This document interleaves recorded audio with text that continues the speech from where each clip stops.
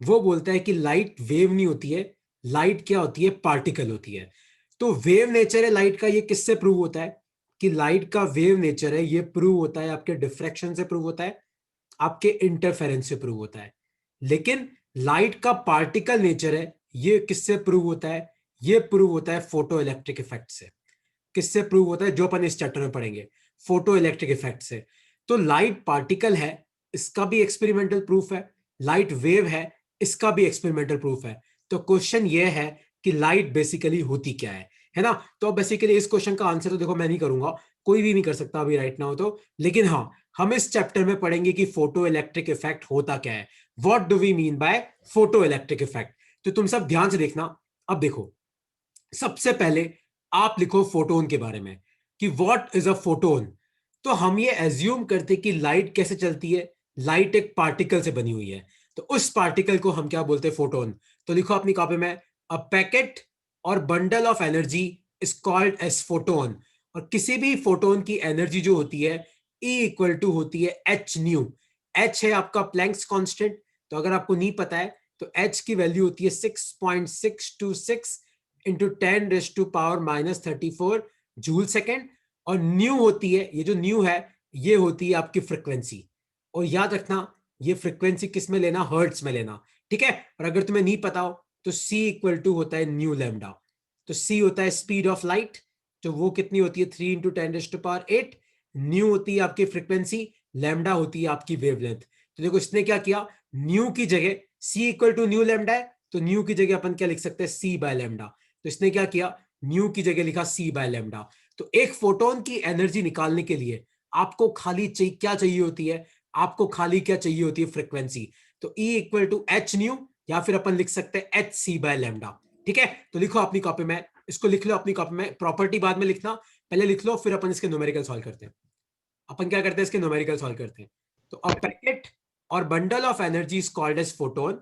एक फोटोन की एनर्जी क्या होती है? E इक्वल टू होती है एच न्यू। एच होता है आपका प्लैंक्स कांस्टेंट, न्यू होती है आपकी फ्रीक्वेंसी, और एच सी बाय लैम्डा। तो ये दोनों फॉर्मूले लिख लो अपनी कॉपी में। फिर एक क्वेश्चन मैं सॉल्व कराऊंगा, अगला क्वेश्चन तुम्हें सॉल्व करना है। ठीक है, फिर हम आएंगे प्रॉपर्टीज ऑफ फोटोन पे। और अब तक कोई डाउट है तो आप पूछ सकते हो। अब मॉडर्न फिजिक्स पूरी मैं तुम्हें इस पीपीटी फॉर्मेट में ही पढ़ाऊंगा, है ना, ताकि तुम्हारे पास भी नोट्स क्या होंगे, आसानी से लिखने को मिल जाएंगे। ठीक है, लिख लिया ये फॉर्मूला?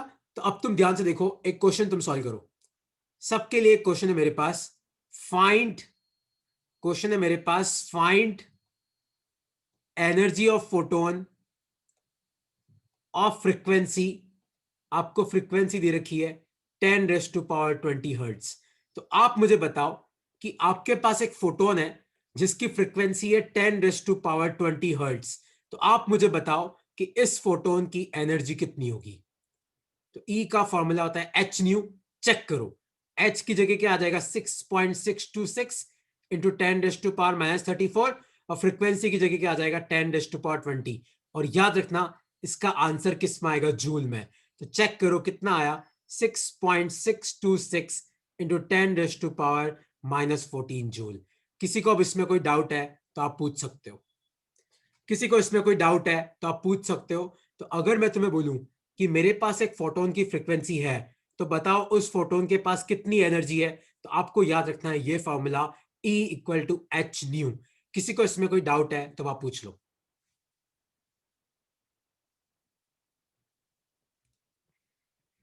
ओके, कोई डाउट नहीं है तो अब हम आगे बढ़ते। डाउट है किसी को? खुश, समझ में आया? लक्षिता, क्लियर हुआ टॉपिक? ऋषिता, हेतल, क्लियर हुआ टॉपिक? ठीक है, वह आसान टॉपिक है। तो अब लिखो अपनी कॉपी में, ये टॉपिक थोड़ा इंपॉर्टेंट है, लिखो, how to convert, how to convert joule to electron volt. देखो मॉडर्न फिजिक्स में क्या होगा, मॉडर्न फिजिक्स में आपको जब भी एनर्जी मिलेगी ना, वो आपको इलेक्ट्रॉन वोल्ट में मिलेगी। तो याद रखना, अगर आपको इलेक्ट्रॉन वोल्ट में एनर्जी चाहिए तो कैसे निकालते हैं? Energy in joule divided by 1.6 into 10⁻⁻19। तो अगर आपके पास जूल में एनर्जी दे रखी है और आपको इलेक्ट्रॉन वोल्ट में कन्वर्ट करनी है, तो आप क्या करना, डिवाइड कर देना 1.6 इंटू 10⁻⁻19 से, है ना। एक क्वेश्चन मैं इसका कराऊंगा अभी, पहले एक बार इस फॉर्मूले को लिख लो। ये है एनर्जी इन इलेक्ट्रॉन वोल्ट, ये है एनर्जी इन जूल। तो मान लो कि मैं तुम्हें बोल दूं कि मेरे पास 2 इंटू 10⁻27 जूल की एनर्जी है, तो बताओ इलेक्ट्रॉन वोल्ट में कितनी है? तो डिवाइड कर दो 1.6 इंटू 10⁻19 से। ये किस में आ गई? ये आ गई आपकी इलेक्ट्रॉन वोल्ट में। ठीक है, इसको लिख लो, इस फॉर्मूले को लिख लो, फिर एक क्वेश्चन हम सॉल्व करते हैं।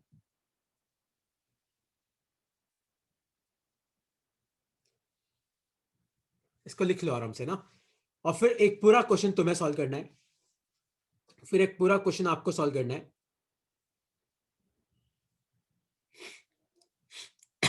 तो क्वेश्चन है ये, और सब ध्यान से सुनना और सबको क्वेश्चन सॉल्व करना है। क्वेश्चन है ये, find energy of a photon of frequency 10⁻20 hertz. Of frequency, एक सेकंड ना, 10⁻20 नहीं, of frequency 10⁻16 hertz in electron volt. तो आपको एनर्जी किस में निकालनी है? इलेक्ट्रॉन वोल्ट में निकालनी है। ट्राई करो, सब सब ट्राई करो। देखो, पहले आप जूल में निकालना, फ्रीक्वेंसी आपको दे रखी है, एनर्जी का फॉर्मूला होता है एच न्यू, है ना, और एच की वैल्यू अगर तुम्हें नहीं पता है तो 6.6 इंटू 10⁻34 एच है, फ्रीक्वेंसी है। और जो आपको एनर्जी मिल जाए, तो एनर्जी इन इलेक्ट्रॉन वोल्ट कैसे निकालते हैं? Energy in joule divided by 1.6 into 10⁻19। Solve करो, कितना आएगा आपका आंसर? चेक करो,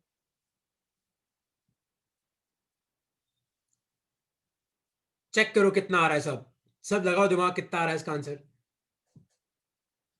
आपको फ्रीक्वेंसी दे रखी है, आपके पास एच है, तो एक बार जूल में कितनी एनर्जी है वो निकालो, सब कितनी आ रही है।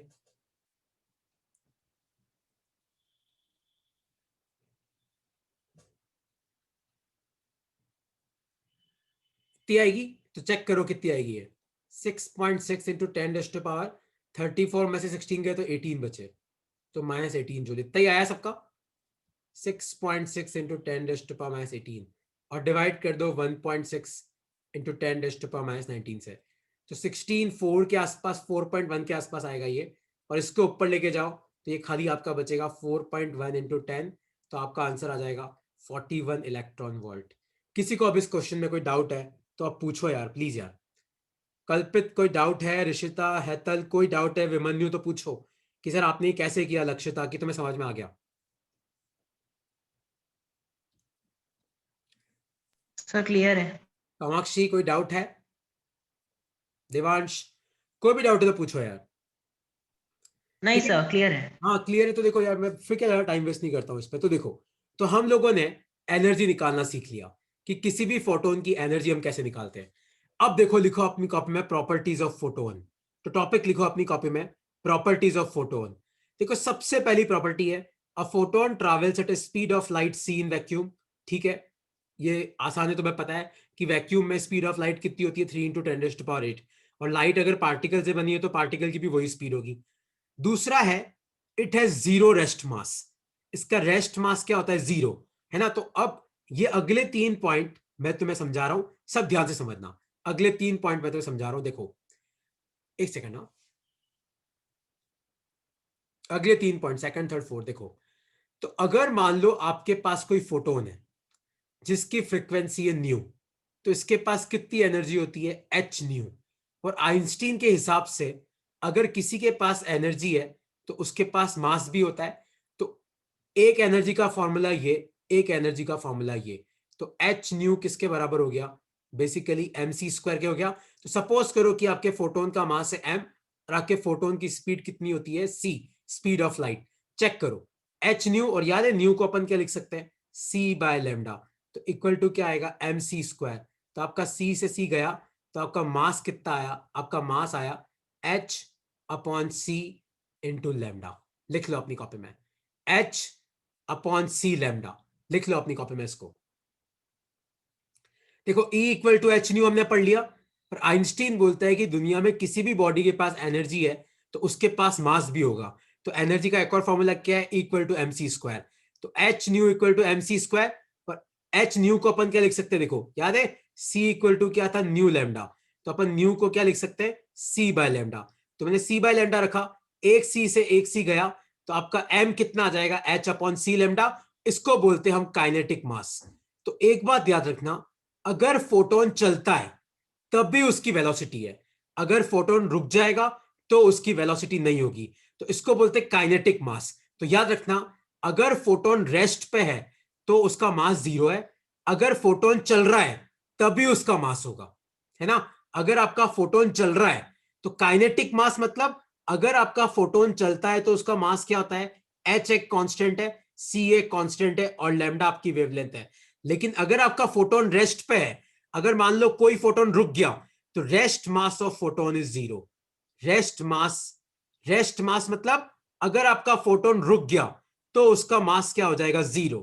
तो rest mass of photon is 0, लेकिन फोटोन का क्या होता है, फोटोन का होता है काइनेटिक मास, और उसका फॉर्मूला कितना आया, h अपॉन सी लैम्डा। लिख लो अपनी कॉपी में, इसको लिख लो। और यहां से तुम्हारा एक और इक्वेशन भी आ जाएगा। देखो, फोटोन का मास है m और स्पीड है c, तो मास इंटू वेलोसिटी क्या होता है, मोमेंटम। तो ये आपका मोमेंटम है, तो फोटोन का मोमेंटम कितना होता है, h अपॉन लैम्डा। लिख लो अपनी कॉपी में, लिख लो। तो फोटोन का रेस्ट मास क्या होता है, 0, मतलब फोटोन रेस्ट पे आएगा तो उसका मास 0 होगा।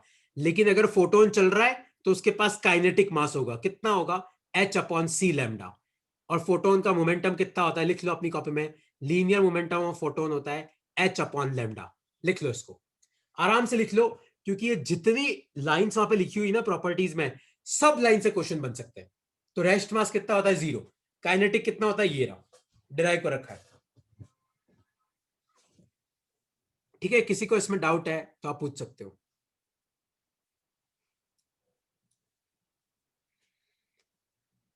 सर एक क्वेश्चन है, हो सकता है थोड़ा सा मतलब थोड़ा सिली भी हो सकता है, बट क्वेश्चन ये कि जैसे आपने बोला कि m is equal to h by C lambda, तो इसका मतलब हुआ कि एक रेड फोटोन जो है जिसका वेवलेंथ ज्यादा है उसका मास कम होगा, और करेक्ट, वायलेट जो है जिसका, जिसका हाँ वायलेट का वेवलेंथ कम है तो उसका मास ज्यादा होगा, करेक्ट है। है ना, करेक्ट है। तो सर ये सब जब मिक्स हो जाते हैं और जब व्हाइट लाइट बनाते हैं, तो ऐसा क्यों नहीं होता कि पहले मुझे वायलेट दिखे फिर ही उसके बाद मुझे IBGYOR लास्ट में रेड दिखे? नहीं, ऐसा ही होता है ना, डेविएशन, तेरी लाइट का जो डेविएशन है वो वेवलेंथ पर डिपेंड करता है ना। तो व्हाइट कलर की लाइट है तो व्हाइट कलर की लाइट का मतलब ये है कि सारे फोटोन बराबर क्वांटिटीज में, तो वो फोटोन एक दूसरे के साथ कंबाइन होकर फिर व्हाइट लाइट बन जाती है।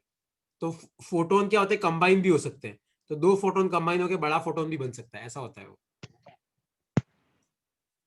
ठीक है, तो अब तुम वापस आओ, देखो, तो रेस्ट मास ये प्रोटॉन अपने रेस्ट पे है, हाउ इज दैट पॉसिबल? कैसे, प्रोटॉन कैसे, आई मीन फोटोन कैसे रेस्ट पे आ सकता है? अगर लाइट रुक गई तो, जैसे मान ले सनलाइट तेरी लाइट स्क्रीन कैसे पे, रुक सकती है? अरे लाइट क्यों नहीं रुक सकती, सनलाइट आती है, ब्लैक बॉडी उसको एब्जॉर्ब कर लेती है, तो फोटोन है, वो लाइट से उस फोटोन की एनर्जी हीट एनर्जी में कन्वर्ट हो जाती है, तो लाइट तो रुक ही सकती है ना, ओके उसमें क्या हो गया। Sir, okay sir. देखो, ये रहा काइनेटिक मास, ये रहा मोमेंटम। तीसरा लिखो अपनी कॉपी में, photon travel in a straight line. याद रखना, ये बहुत इंपॉर्टेंट लाइन है, photon travel in a straight line. आपके जो फोटोन्स होते हैं वो किस में ट्रैवल करते हैं, स्ट्रेट लाइन में ट्रैवल करते हैं। जो आपका अगला पॉइंट है, देखो, energy of a photon depends upon frequency of the photon. अपन ने अभी पढ़ा E equal to H nu, तो जितनी ज्यादा फ्रीक्वेंसी होगी उतनी ज्यादा एनर्जी होगी, है ना। और ये लाइन बहुत अच्छे से पढ़ना। देखो, वैसे मैंने तुम्हें पढ़ाया था कि रिफ्रैक्शन में फ्रीक्वेंसी चेंज नहीं होती, याद है। जब मैंने तुम्हें रिफ्रैक्शन पढ़ाया था तो मैंने कहा था लाइट जब एक मीडियम से दूसरे मीडियम में जाती है तो वेलोसिटी चेंज होगी, वेवलेंथ चेंज होगी, पर फ्रीक्वेंसी तो उतनी रहेगी। तो so the energy of photon does not change when photon travels from one medium to another. ठीक है, लिख लो इसको, लिख लो। और अभी नहीं लिखना है, तुम्हें खाली समझना है, तो ये मैं तुम्हें पीडीएफ भेज दूंगा। ठीक है, तो तुम बाद में लिख लेना, कोई दिक्कत की बात नहीं है। ठीक है, समझ में आया सबको, इस स्लाइड में कोई डाउट है तो पूछो।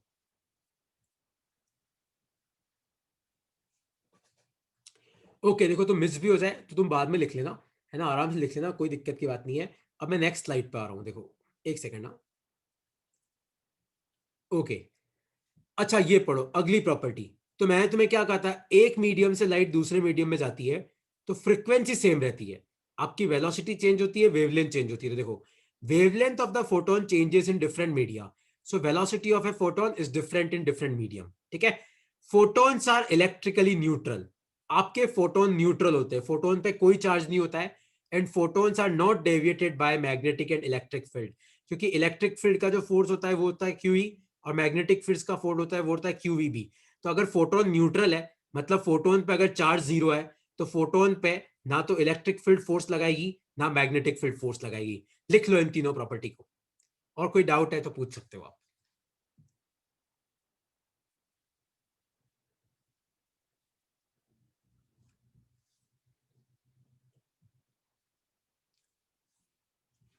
ठीक है, समझ में आया? हितल कोई डाउट है? ऋषिता कोई डाउट है? टीशा कोई डाउट है तो पूछो, कि आसान है ये सब। ओके, तो इसके साथ तुम्हारी प्रॉपर्टीज ऑफ फोटोन खत्म होती है। नेक्स्ट टॉपिक तुम लिखो फोटो इलेक्ट्रिक इफेक्ट। तो अब फोटो इलेक्ट्रिक इफेक्ट होता क्या है, मतलब क्या होता है फोटो इलेक्ट्रिक इफेक्ट? तो देखो, अगर मान लो कोई प्लेट है, मान लो कोई मेटल की प्लेट है, और सपोज करो कि उसके ऊपर कोई रेडिएशन गिर रही है, तो इस रेडिएशन के पास क्या होती है? एनर्जी होती है। तो वो एनर्जी आपका इलेक्ट्रॉन एब्जॉर्ब करता है, और वो क्या करता है? मेटल से बाहर आ जाता है। तो इस फेनोमेना को बोलते हैं हम फोटो इलेक्ट्रिक इफेक्ट। तो देखो, the phenomena of emission of electrons from mainly metal surfaces expose to light energy, जैसे एक्सरे हो गया, गामा रे हो गया, यूवी हो गया, विजिबल लाइट हो गया, of suitable frequency is known as photoelectric effect. तो अगर किसी मेटल की प्लेट पे लाइट गिरती है, और मान लो कि देखो लाइट के अंदर क्या होते हैं? फोटॉन्स। फोटोन के पास क्या होती है? एनर्जी। तो जैसे ही आपका फोटोन गिरेगा तो क्या होगा? आपके मेटल के अंदर जो इलेक्ट्रॉन है वो एनर्जी को एब्जॉर्ब करेगा, और आपके एटम से बाहर आ जाएगा। तो इस फेनोमेना को बोलते हैं हम photoelectric effect. The electrons emitted by this effect are called as photoelectrons, और इन फोटो इलेक्ट्रॉन से कारण जो करंट होता है उसको हम बोलते हैं फोटो इलेक्ट्रिक करंट। तो लिख लो अपनी कॉपी में, लिख लो। कोई तुम्हें पूछे फोटो इलेक्ट्रॉन क्या है, भाई सिंपल सी बात है, अगर लाइट गिरने के कारण जो इलेक्ट्रॉन निकल रहे हैं उनको बोलते हैं फोटो इलेक्ट्रॉन। अच्छा, फोटो इलेक्ट्रिक करंट क्या है? फोटो करंट के कारण जो करंट है उसको बोलते हैं photo electric current. Photo electric effect क्या है? अगर आपकी किसी मेटल पे लाइट गिर रही है, तो लाइट के अंदर फोटोन्स हैं, इलेक्ट्रॉन क्या करते हैं? फोटोन्स को एब्जॉर्ब करते हैं और एटम से बाहर निकल जाते हैं, है ना? इस फेनोमेना को बोलते हैं हम फोटो इलेक्ट्रिक इफेक्ट। लिख लो, लिख लो अपनी कॉपी में। और जनरली अपन कौन से मेटल की बात करेंगे? अल्काली मेटल्स की। याद है? अल्काली मेटल्स कौन से होते? भूल तो नहीं गए? ली ना की रब से फरियाद, ली ना की रब, ये वाले। तो जनरली अपन बात करेंगे पोटाशियम, सोडियम, इन सब की। तो इसमें क्या होता है? सोडियम, पोटेशियम, इन सब में एक एक इलेक्ट्रॉन एक्स्ट्रा होता है।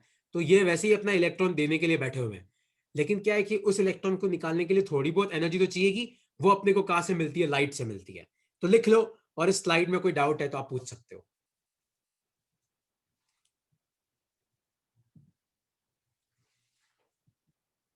सर आप पूछो, आप पूछो।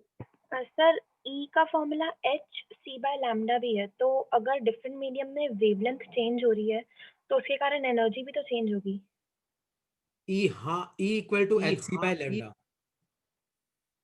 ई इक्वल टू एच तो सी बाय सर लैम्डा। नहीं नहीं, तो हाँ मैं समझ गया तेरा क्वेश्चन। देख, फिर है क्या कोई दूसरा मीडियम है ना, तो वहां पे अपन सी भी चेंज करेंगे, क्योंकि अलग अलग मीडियम में स्पीड ऑफ लाइट अलग अलग होती है ना। तो लैम्डा चेंज होगा तो सी भी चेंज होगा, और इनका इफेक्ट न्यूट्रलाइज हो जाएगा, और तेरा ई सेम रहेगा।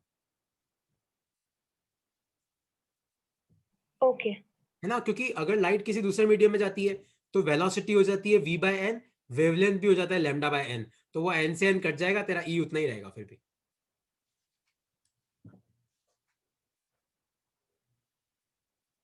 ओके, अच्छा, तो ये है तुम्हारा फोटो इलेक्ट्रिक इफेक्ट। तो अब तुम एक टॉपिक लिखो अपनी कॉपी में, वर्क फंक्शन।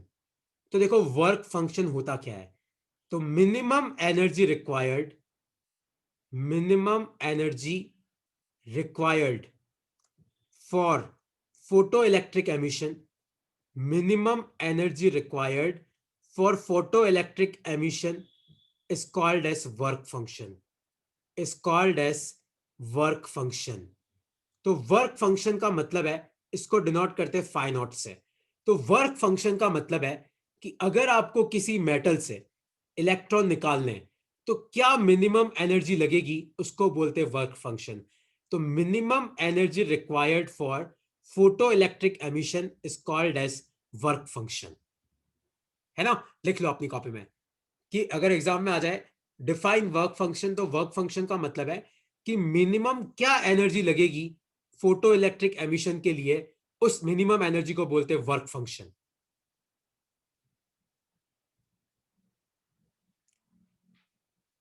ठीक है, तो जैसे मान लो कि ये कोई मेटल है और मान लो कि इसका वर्क फंक्शन है, सपोज करो 5 इलेक्ट्रॉन वोल्ट का, और मान लो कि एक फोटोन आ रहा है जिस फोटोन के पास 4 इलेक्ट्रॉन वोल्ट की एनर्जी है। तो अगर मैं तुम्हें पूछूं कि क्या ये फोटोन यहां से इलेक्ट्रॉन को बाहर निकाल सकता है, नहीं निकाल सकता, है ना, नहीं निकाल सकता, क्योंकि अगर आपको इलेक्ट्रॉन को बाहर निकालना है तो आपको मिनिमम फोटोन की कितनी एनर्जी चाहिए, 5। तो अगर मान लो, इसको भी याद रखना, अगर मान लो 5 इलेक्ट्रॉन वोल्ट आपका वर्क फंक्शन है और जो फोटोन आ रहा है वो भी 5 इलेक्ट्रॉन वोल्ट का है, तो अब तुम ध्यान से समझना होगा क्या। तो अगर ये 5 इलेक्ट्रॉन वोल्ट का फोटोन आएगा तो होगा क्या, देखना, ये इलेक्ट्रॉन को बाहर तो निकालेगा, लेकिन जैसे ही इलेक्ट्रॉन बाहर निकलेगा तो आपका मेटल क्या हो जाएगा, पॉजिटिव चार्ज, क्योंकि अगर तुम किसी भी ऑब्जेक्ट से इलेक्ट्रॉन निकालते हो पॉजिटिव, ये पॉजिटिव क्या करेगा, इलेक्ट्रॉन को वापस अंदर बुला लेगा। तो अगर आपको इलेक्ट्रॉन को बाहर निकाल के करंट फ्लो कराना है तो आपको 5 से ऊपर चाहिएगा। अगर 5.0001 भी है तो भी आपका करंट फ्लो करेगा। अगर 5 ही वर्क फंक्शन है और 5 इलेक्ट्रॉन वोल्ट का ही फोटोन आया तो इलेक्ट्रॉन बाहर निकलते ही वापस अंदर आ जाएगा। लेकिन अगर आपको इलेक्ट्रॉन चलाना है तो आपको 5 से थोड़ा सा ऊपर का फोटोन चाहिएगा, है ना। इस कंसेप्ट को तुम याद रखना। तो कोई तुम्हें पूछे कि अगर वर्क फंक्शन 4 इलेक्ट्रॉन वोल्ट है और जो फोटोन आ रहा है वो है 3.5 का, तो क्या आपका करंट फ्लो करेगा, नहीं करेगा। आपका करंट कब फ्लो करेगा, जब जो फोटोन आ रहा है उसकी एनर्जी वर्क फंक्शन से ज्यादा है। तो लिख लो, तो वर्क फंक्शन का मतलब क्या है, minimum energy required for photoelectric emission is called as work function. ठीक है, कोई डाउट है इसमें तो आप पूछ सकते हो।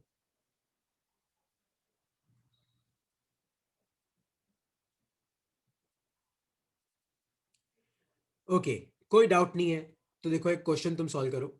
एक बहुत आसान क्वेश्चन में दे रहा हूं। क्वेश्चन है ये, फोटोन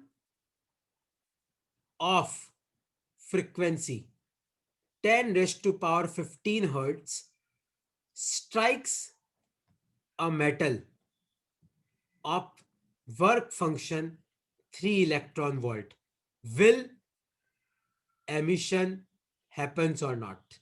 तो आपको बताना है क्या फोटो इलेक्ट्रिक एमिशन होगा कि नहीं होगा। देखो ध्यान से देखना, तो आपको क्या दे रखा है, 10⁻15 हर्ट्ज का फोटोन है, मतलब इसकी एनर्जी कितनी होगी, एच न्यू। तो एच कितना होता है, 6.6 इंटू 10⁻⁻34, और फ्रिक्वेंसी कितनी है, 10⁻15। तो 34 में से 15 गए तो कितने बचे, ये बचेगा 19। तो ये आ गई जूल में। लेकिन अपने को कंपेयर तो इससे करना है कि भैया 3 से ज्यादा है कि 3 से कम है, तो अपन क्या करेंगे, इसको इलेक्ट्रॉन वोल्ट में कन्वर्ट कर देंगे। कैसे कन्वर्ट करेंगे, 6.6 इंटू 10⁻19 अपॉन 1.6 इंटू 10⁻19, इससे गया 16 के आसपास, तो 4.1 इलेक्ट्रॉन वोल्ट। तो तुम ध्यान से देखो, तो जो आपका फोटोन आ रहा है ना, उस फोटोन की एनर्जी कितनी है, 4.1 इलेक्ट्रॉन वोल्ट। ध्यान से देखो, हेतल बता होगा कि नहीं होगा। आपके फोटोन की एनर्जी कितनी है, 4.1, लेकिन आपका वर्क फंक्शन कितना है, 3। तो यहां पे आपका फोटो इलेक्ट्रिक एमिशन क्या होगा, होगा। तो आपको इस तरीके से इन क्वेश्चन को सॉल्व करना है। तुम्हें समझ में आया कि ऊपर से चला गया।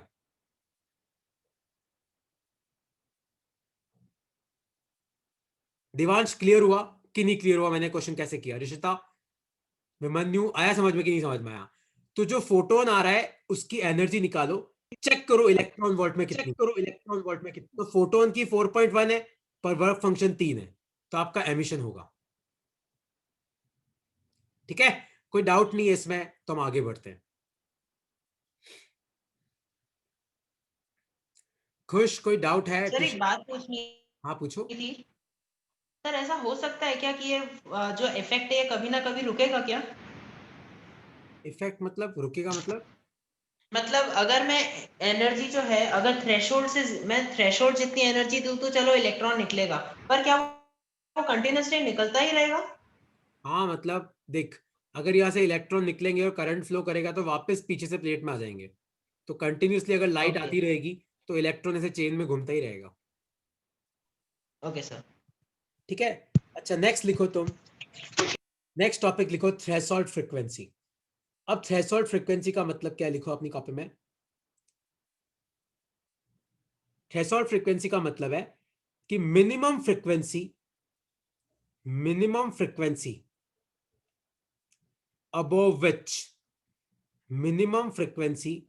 above which photoelectric emission takes place. Minimum frequency above which photoelectric emission takes place. तो मतलब अगर मान लो मैं तुम्हें बोलूं कि कोई मेटल है, उसकी इसको डिनोट करते हैं न्यू नॉट से। किससे डिनोट करते हैं? न्यू नॉट से। तो अगर मान लो कि इसकी थ्रेशोल्ड फ्रीक्वेंसी है 200 हर्ट्ज, और मान लो कि जो फोटोन आ रहा है मान लो 50 हर्ट्ज का है, तो क्या फोटो इलेक्ट्रिक एमिशन होगा? नहीं होगा। याद रखना। तो अगर आपको फोटो इलेक्ट्रिक एमिशन करवाना है तो आपके फोटोन की फ्रीक्वेंसी थ्रेशोल्ड फ्रीक्वेंसी से ज्यादा होनी चाहिए। तो minimum frequency above which photoelectric emission takes place is called as, उसको क्या बोलते हैं? Is called as threshold frequency. Is called as threshold frequency. और ये निकालते कैसे? Work function phi not equal to H nu not. और याद रखना, अगर आपको थ्रेशोल्ड फ्रीक्वेंसी निकालनी है तो आपको फाई नॉट को जूल में लेना पड़ेगा, इलेक्ट्रॉन वोल्ट में नहीं लेना पड़ेगा। किस में लेना पड़ेगा? जूल में लेना पड़ेगा। इसका मैं एक न्यूमेरिकल तुम्हें करा रहा हूं, पहले लिख लो अपनी कॉपी में। तो वर्क फंक्शन का मतलब है कि मिनिमम क्या एनर्जी हो फोटोन की जिसके ऊपर आपका एमिशन हो सके। थ्रेशोल्ड फ्रीक्वेंसी का मतलब है कि इस थ्रेशोल्ड फ्रीक्वेंसी का मतलब है कि अगर आपके फोटोन की फ्रीक्वेंसी थ्रेशोल्ड फ्रीक्वेंसी से ज्यादा है तभी आपका इलेक्ट्रॉन निकलेगा, वरना आपका इलेक्ट्रॉन नहीं निकलेगा। तो minimum frequency above which photoelectric emission takes place is called as threshold frequency. और निकालते कैसे? Phi not equal to H nu not. तो ये होगी आपकी थ्रेशोल्ड फ्रीक्वेंसी। लिख लो अपनी कॉपी में, फिर एक न्यूमेरिकल मैं इसका सॉल्व करा रहा हूं तुम्हें।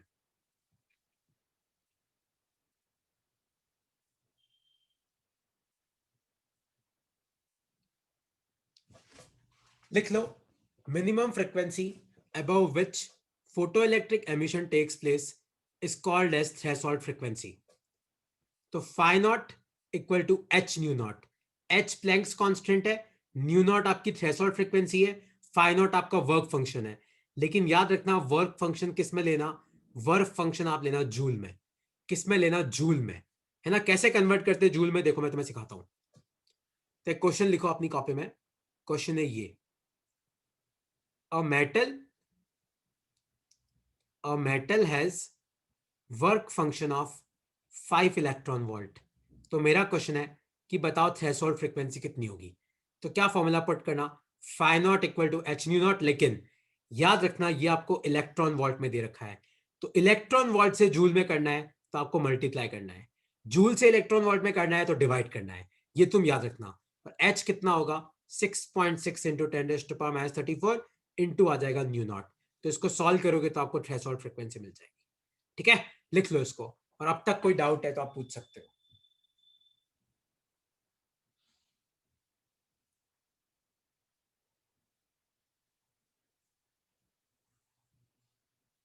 अब तक कोई डाउट है तो आप पूछ सकते हो। कोई डाउट है किसी को तो पूछ लो। देखो नोट्स मिस भी हो जाए तो आप बाद में लिख लेना, कोई नहीं, मैं तुम्हें भेज दूंगा ये शाम तक। पर इस कंसेप्ट में कोई डाउट है तो पूछो। ऋषिता तुम्हें क्लियर हुआ? टिशा, कल्पित क्लियर है कि नहीं क्लियर है? खुश भाई क्लियर है? विमन्यु, बस आपको वर्क फंक्शन को एच न्यू नॉट के बराबर रखना है, आपको मिल जाएगी थ्रेशोल्ड फ्रीक्वेंसी।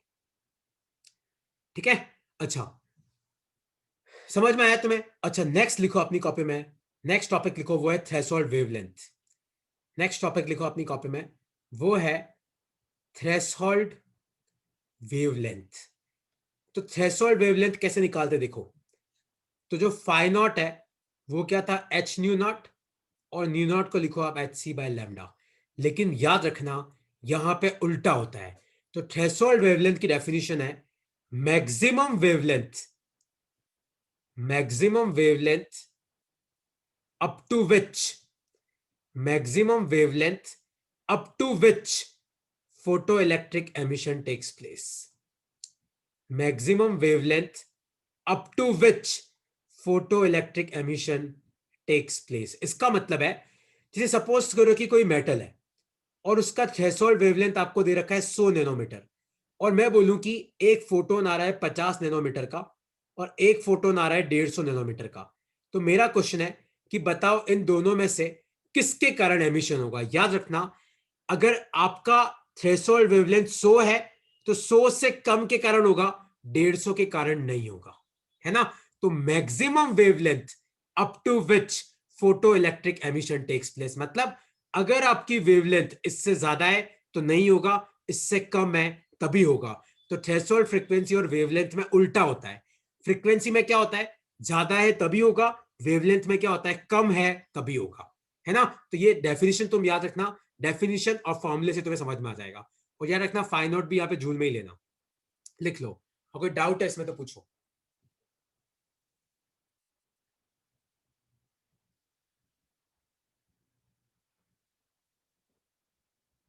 ओके, डाउट है इसमें तो आप पूछ सकते हो।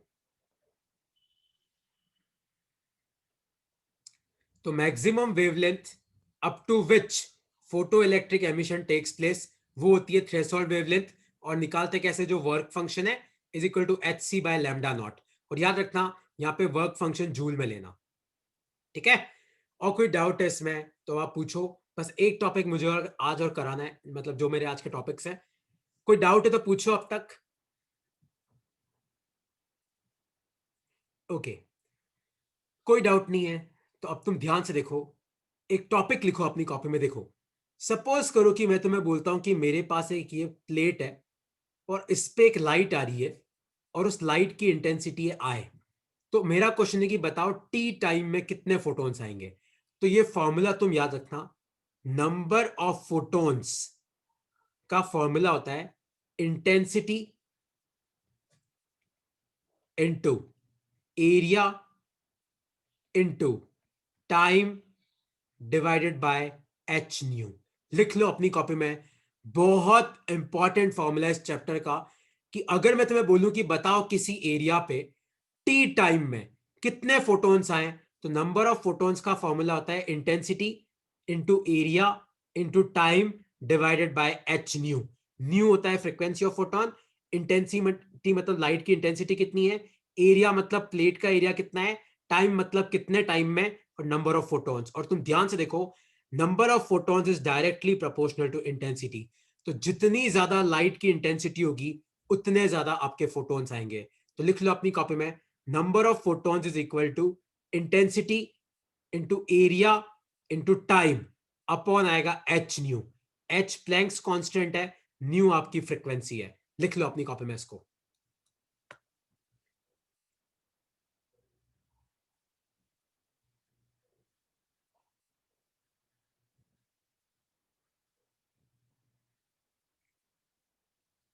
लिख लो इसको, ठीक है।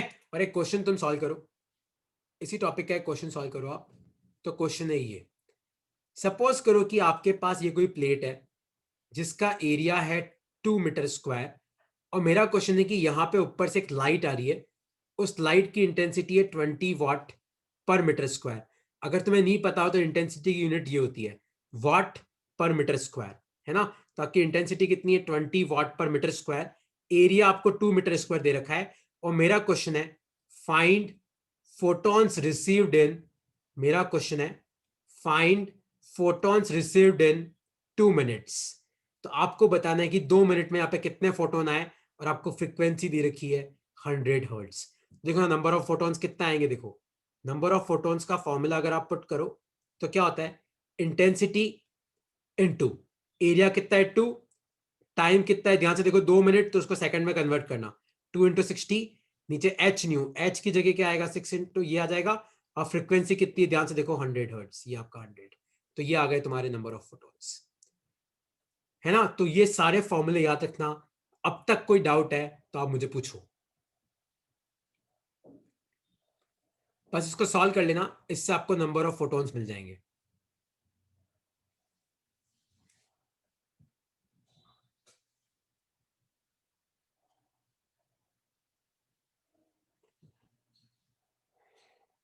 ओके, कोई डाउट है अब तक, मतलब आज हमने जो टॉपिक्स पढ़े, प्रॉपर्टीज ऑफ फोटोन पढ़ा, threshold frequency, threshold wavelength, work function, intensity, इसमें कोई डाउट है तो आप पूछ सकते हो। बस एक लास्ट टॉपिक मुझे कराना है, फिर मैं खत्म करूंगा। इसमें कोई डाउट है तो आप पूछ लो।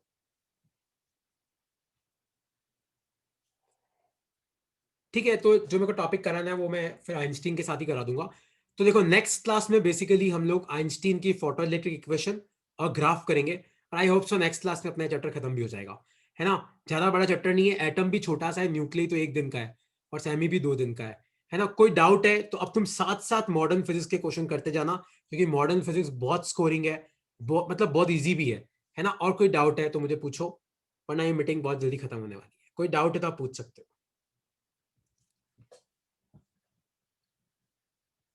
सर ये फ्रीक्वेंसी ऑफ अ फोटोन आप समझा सकते हैं, मतलब एक पार्टिकल है उसकी फ्रीक्वेंसी कैसे हो सकती है? नहीं, पार्टिकल की फ्रीक्वेंसी मतलब है कि जैसे मान ले कोई एक क्रॉस सेक्शन ले, तो उससे पर सेकंड कितने फोटॉन्स पास कर रहे हैं। ओके। ओके, चलो बाय बाय यार।